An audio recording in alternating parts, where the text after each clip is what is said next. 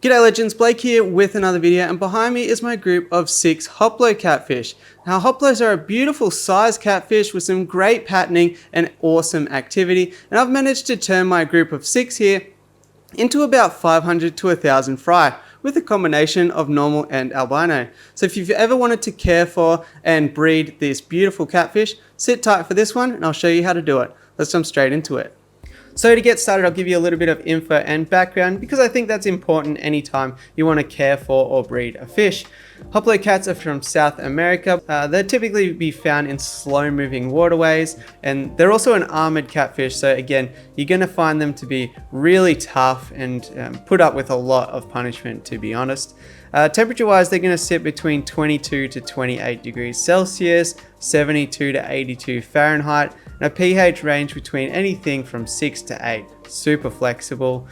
Hardness, they're going to like anything soft to moderate. Again, not really too fussy about anything like that, but they do make a little bit of a mess, so I'd recommend strong filtration. In my case, I go with a sponge filter as per usual, but you can see throughout the clips in this video, there is a bit of debris and whatnot because they do have very, very long barbels, which is one of the things that I reckon is super cool about them and something that I like to watch them sort of sift through sand and whatnot. So I'd definitely recommend keeping them on a softer substrate like sand or a really fine-grained gravel rather than anything too sharp or too large in size, just because it's a fun activity to watch them sift that way, and especially if you feed live blackworms, then it's really fun to watch them hunt through whatever substrate you've got. But I wouldn't keep them on anything really sharp. That's going to potentially create wounds that are going to open up bacterial infections. And similarly, I wouldn't keep them on bare bottom aquariums because it limits their ability to show those natural behaviors. They'll grow anywhere between about 12 to 15 centimeters or 5 to 6 inches, which is a fairly hefty size of fish, and as such, they can create a little bit of a mess. So if you want a really pristine, clear tank, then you're going to need some hefty filtration to keep up with that. Minimum tank size I'd recommend is 100 liters or 25 gallons for a single fish, but I'd like to keep them in groups of 6 or more, and I keep mine in a group of 6. In terms of their appearance, they're going to be usually brown and mottled. They are able to be sexed. I'll get to that later in more of the breeding portion, but also it's fairly common to find albinos these days, and I have a small group of those as well. In fact, when we talk to the spawns a bit later, in my spawns, they've been about 30% albino and 70% the typical coloration.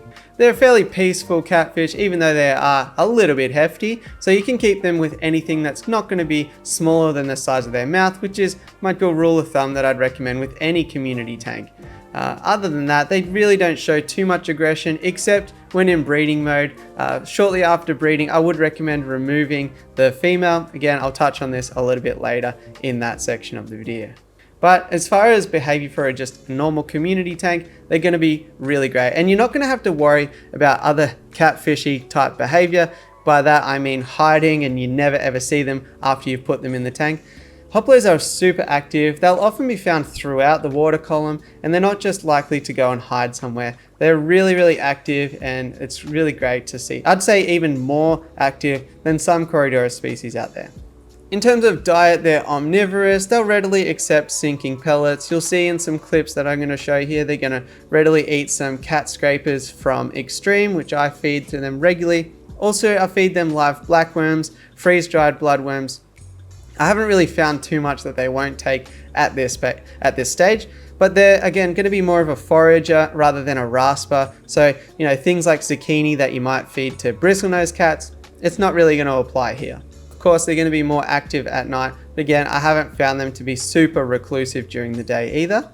The main things to take away are just that they're peaceful, they have long barbels, so you need to be mindful of that, but outside of that, they're going to be super adaptable to many aquariums out there. And I've found that they really appreciate some hiding places like a piece of driftwood, potentially a coconut hut, which I've often found multiple Hoplos will go within together. So it's not uncommon to find 2 or 3 of them within a half of a coconut shell. Also pleco caves seem to go really well for these guys, but they'll pretty much hide around the sponge filter or wherever they can fit. They're not overly fussy when it comes to that sort of thing. Another thing I like to include in my tanks is some kind of leaf litter. So in this one, I've got some oak leaves in there, which they often like to hide underneath, move around and look for, again, morsels. But Indian almond leaves will also work great, anything like that. Now, in terms of breeding, Hoplos are super interesting in that they are a bubble nest spawner. So for me, they tick a great box because I love to breed betta splendens. However, you don't exactly want 2,000 jars around your fish room all the time. So Hoplo cats give that ability to have a bubble nest spawn without having to create a massive explosion of all of these individual tanks that you have to create, because again, they're just great within a group or a colony. So you can raise up the fry together and there's no problems with that at all. Now, over the past few months, I've been trying a number of different things with my Hoplos just to be able to provide you with the best experience and the best advice. And for that, I started to attempt to breed them still in the colony of 6 fish. Now, I was not successful in this, and I definitely know that I have males and females, so I wouldn't recommend attempting to breed them as a colony. I think typically they'll fight over the bubble nest site, and that's going to just create issues. They'll be too distracted bickering over who gets to breed rather than any of them actually breeding.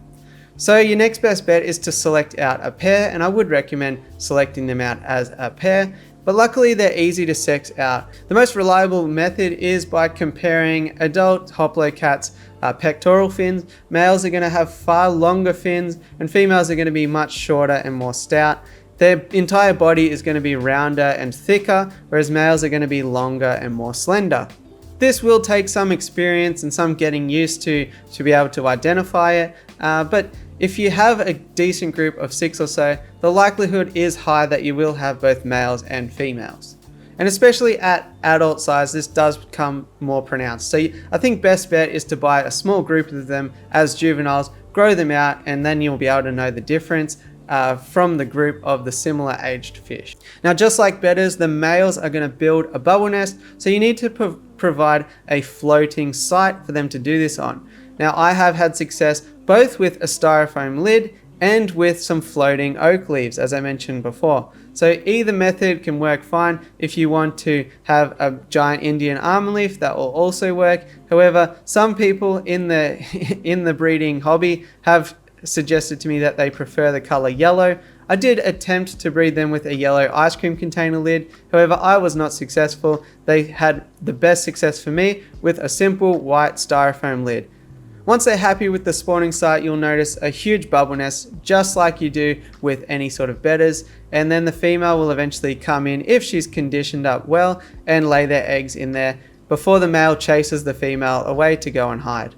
If the tank is small, there is a high likelihood that the female will get quite attacked. In my case, she did get quite beaten up within sort of 24 hours, and the fins were quite tattered up, but it's a simple case of removing her after that, and the male will raise up the fry by themselves if you choose to leave the spawn in there.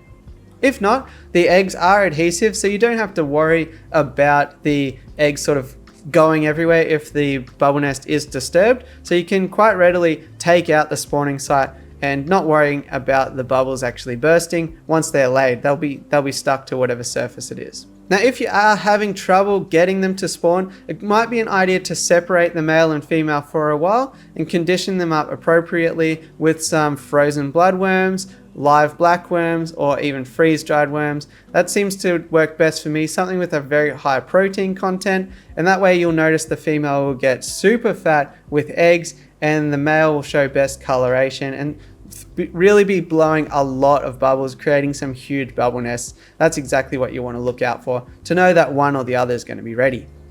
Once the eggs are deposited, feel free to take them out or leave them in with the male. There's minimal results either way. I choose to take them out just because then it's easier to move the fry somewhere else to raise them up. But if you choose to leave them in, you shouldn't find that there's any issues. The males are typically pretty good parents.